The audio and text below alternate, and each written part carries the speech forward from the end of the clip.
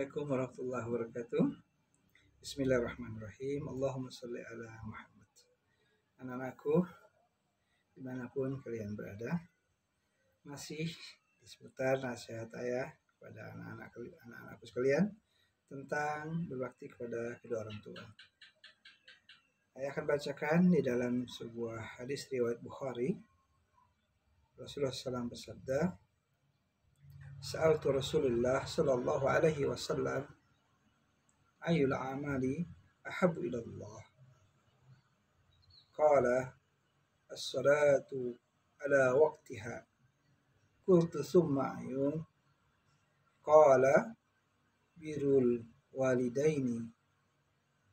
Qultu thumma ayun. Qala al-jihadu fi sabilillah. Aku bertanya kepada Rasulullah sallallahu alaihi wasallam, ya Rasulullah, amal apakah yang lebih dicintai oleh Allah Subhanahu wa taala? Beliau menjawab, yang pertama, sholat tepat pada waktunya. Jadi kalau kita senantiasa menjaga sholat tepat pada waktunya, bahkan sebelum azan berkumandang kita sudah wudu, sudah rapi, nah itu amalan yang sangat dicintai oleh Allah Subhanahu wa taala. Kemudian amalan apa lagi yang dicintai oleh Allah? Yang kedua, aku tanyakan lagi, kemudian apa lagi ya Rasulullah? Beliau menjawab, berbakti kepada kedua orang tua. Jadi berbakti kepada orang tua inilah peringkatan kedua setelah sholat. Masya Allah. Kemudian aku bertanya lagi. Beliau menjawab, jihad fi sabilillah.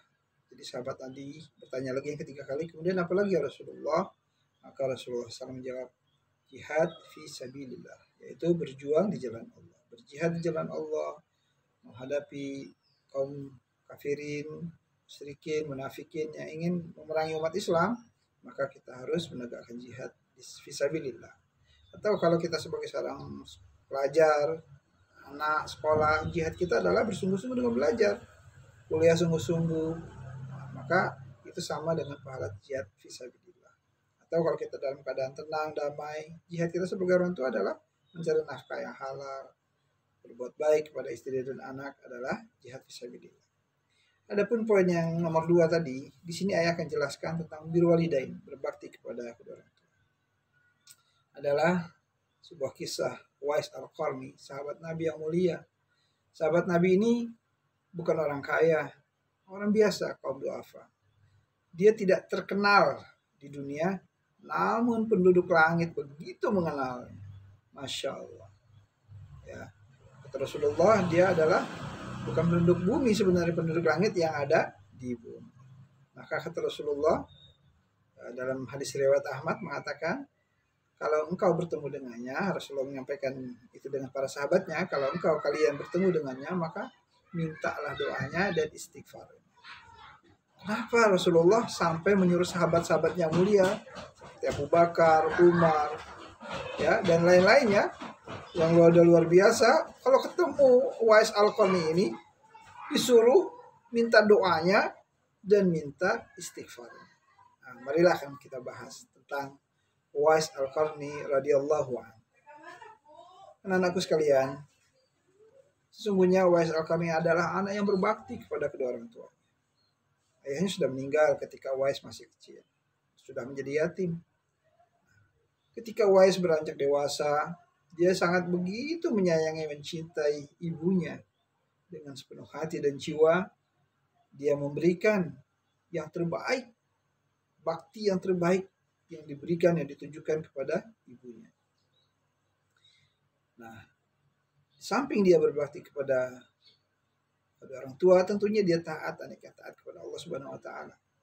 Suatu ketika Uwais berkeinginan rindu ingin ke Madinah, ingin berjumpa dengan Rasulullah SAW. Maka mohon izinlah sang ibu, sang Uwais kepada sang ibu, wahai ibu, Ananda minta izin ingin pergi ke Madinah, rindu ingin bertemu dengan Rasulullah karena Islam sudah masuk dan beliau termasuk yang melakukan beriman kepada Allah, dan ibunya juga yang bersyahadat. Maka rindu, sering mendengar nama-nama Rasulullah, tapi tidak pernah ketemu. Tuh, ciri orang beriman adalah rindu. Sama seperti kita. Adakah kita pernah bertemu dengan Rasulullah? Tidak. Tapi kita rindu ingin berjumpa dengan Rasulullah. Kerinduan hati kita kepada Rasulullah itu yang membuat Rasulullah rindu. Dan Rasulullah pernah mengatakan, sehingga membuat para sahabat-sahabatnya cemburu. Aku rindu kepada suatu kaum nanti yang dia merindukanku, kata Rasulullah. Aku mencintainya, sangat mencintainya. Ditanya sama sahabat Rasulullah, apakah itu kami? Tidak. Bukan, kalian adalah sahabat-sahabatku. Tapi ini bukan sahabatku, dia belum pernah bertemu dengan aku, belum pernah berjumpa, tapi dia beriman kepada Allah, beriman kepada aku, meyakini aku, kemudian dia mencintai dan merindukan. Masya Allah. Nah, inilah sifat-sifat yang dimiliki oleh Uwais, orang yang beriman bertakwa. Uwais rindu sama Rasulullah SAW. Karena dengar namanya, dia di Yaman, Rasulullah di Mekah, di Madinah. Uwais rindu, izin kepada sang ibu untuk pergi ke Madinah. Pergilah dengan izin orang tua, ibunya. Sampai di sana memang sudah takdir Allah, tidak dipertemukan. Sehingga Uwais bertemu dengan ibunda Siti Aisyah radhiyallahu anha. Dan dia menitip salam kepada Rasulullah. Baliklah. Tapi dipesan sama ibunya kalau pergi jangan lama-lama. Dia ingat pesan ibunya, dalam akhirnya dia kembali ke Yaman. Anak-anakku sekalian yang dirahmati Allah Subhanahu wa taala. Kemudian sang ibu masa hidupnya sepertinya akan habis. Dia sudah merasa bahwa anakku Uwais, ibu rasanya tidak akan lama lagi. Ibu ingin ada satu permintaan kalau kamu berkenan. Ibu ingin sekali, rindu ingin melihat Ka'bah Baitullah, ingin pergi haji. Mudah-mudahan kamu bisa memenuhi keinginan ibu. Masya Allah. Seorang ibu mengutarakan keinginannya kepada anaknya yang soleh, ya, dan anak menyambutnya dengan senang hati, dengan penuh senang, tidak merasa terbebani keinginan orang tua. Baiklah ibu. Namun dibalik jawabannya, baiklah ibu, dia merenung, ya Allah, Uwais bukan orang kaya, nggak punya apa-apa. Dari mana ada uangnya? Kemudian ibunya lumpuh. Nah, sehingga Uwais merenung gimana caranya supaya dia ingin kekurangannya, dia nggak punya apa-apa, kelemahannya dia ingin bisa berbakti kepada ibunya karena Allah Subhanahu wa taala. Nah, itu ciri anak yang berbakti kepada orang tua. Jadi akhirnya dia merenung dan akhirnya dia punyalah jalan keluarnya, yaitu dia dengan membeli lembu, ya, seekor kambing lah seperti itu ya, domba. Kemudian dibikin kandang dan setiap hari dia dari rumahnya ke atas bukit setiap hari sampai orang mengatakan, Uwais ini seperti gila sepertinya. Tiap hari dia gendong anak lembu itu sampai dari mulai anak lembu sampai besar. Sampai menjelang musim haji tiba. Dan ternyata anak lembu itu lama-lama dari kecil-kecil lama besar, kuat sampai 100 kg. Dan itu dia merasa sudah cukup untuk bisa kalau nanti dia bantu ibunya yang lumpuh itu menggendong, membopong ya ibunya yang dia cintainya itu, nah maka dia akan kuat. Masya Allah, luar biasa. Saya baca artikel ini menangis saya, Masya Allah.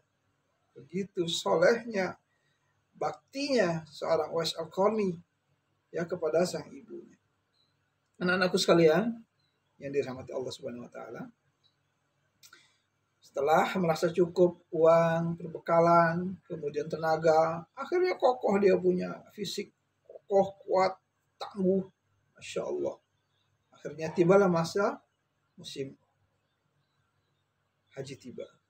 Berangkatlah dia bawa dari Yaman itu dengan jalan kaki, dengan beberapa, kadang di jalannya nggak selalu kan harus naik onta dan sebagainya. Dia bopong ibunya itu dengan senang hati dari Yaman sampai ke Saudi, Masya Allah.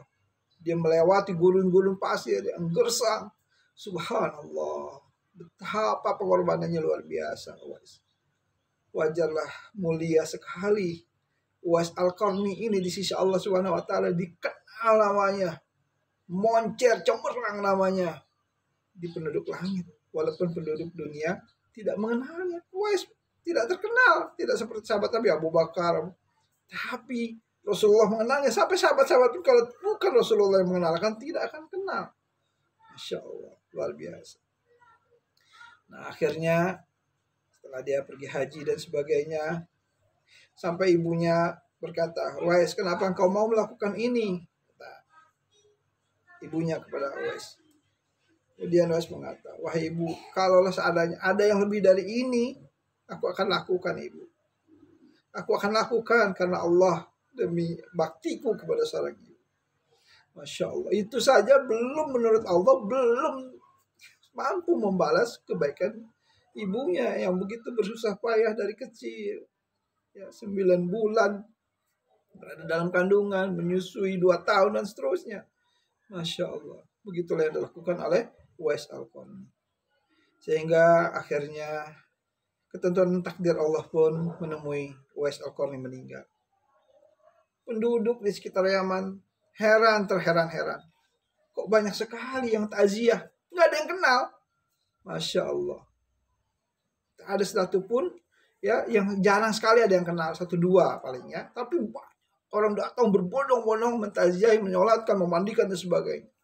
Ternyata tahulah bahwa Uwais adalah orang soleh, wali Allah, sahabat Nabi yang mulia, yang baktinya kepada Allah luar biasa melalui baktinya dengan orang tuanya, sehingga Allah redha kepadanya dan Rasulullah pun redha kepadanya.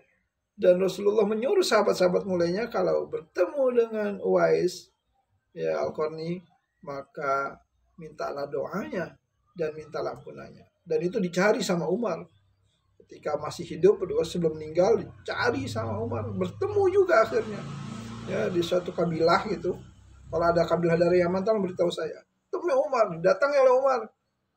Ya, Masya Allah, begitu hormatnya Umar kepada Uwais. Padahal Umar adalah seorang khalifah saat itu. Masya Allah. Itulah anak-anakku, mudah-mudahan kisah tentang bakti Uwais Al-Qarni ini kepada orang tua menginspirasi kita untuk senantiasa kita berbakti kepada orang tua. Ya, jangan kita merasa kalau kita mengeluarkan banyak uang untuk kedua orang tua kita, habis tidak demi Allah, tidak. Akan Allah tambah rezekinya berkah. Kalau kalian masih punya orang tua, siapapun yang menonton video ini, senangkan hatinya, bahagiakan hatinya, bikin dia redho. Sesungguhnya keredoan orang tua, kedua orang tua adalah keredoan Allah Subhanahu wa Ta'ala. Ya, kalau misalnya kalian ada rezekinya, berangkatkan orang tua kalian haji atau umroh, ajak dia senang-senang. Ya, apa yang buat senang? Masya Allah, ditengok dia, dikunjungi dia, hatinya senang. Kalau orang tua hatinya senang, kemudian dia mohon kepada Allah, meminta kepada Allah, ya, akan kebaikan kalian sebagai anak-anaknya. Masya Allah, rahmat Allah, curahan Allah, karunia Allah akan melimpah-limpah kepada kalian. Insya Allah. Mudah-mudahan ada manfaatnya. Kalau ada kata-kata yang salah dari ayahmu ini, ya mohon maaf. Mudah-mudahan tausiah ini bermanfaat buat ayah dan buat kalian semua. Mudah-mudahan kalau ayah sudah tidak ada, kalian bisa lihat video ini insya Allah. Dan jangan lupa doakan ayahnya kalau ini sudah meninggal. Subhanakallahumma wa bihamdika asyhadu an la ilaha illa anta astaghfiruka wa atubu ilaik. Mudah-mudahan kalian semua dalam keadaan rahmat kasih Allah Subhanahu wa taala, diampuni dosa kalian semua, anak-anakku sekalian, diberkahi hidupnya dunia dan di akhirat, dan dipertemukan dengan kita semua, ayah, anak, ibu dan semuanya dalam surganya insyaallah. Amin ya rabbal alamin. Assalamualaikum warahmatullahi wabarakatuh.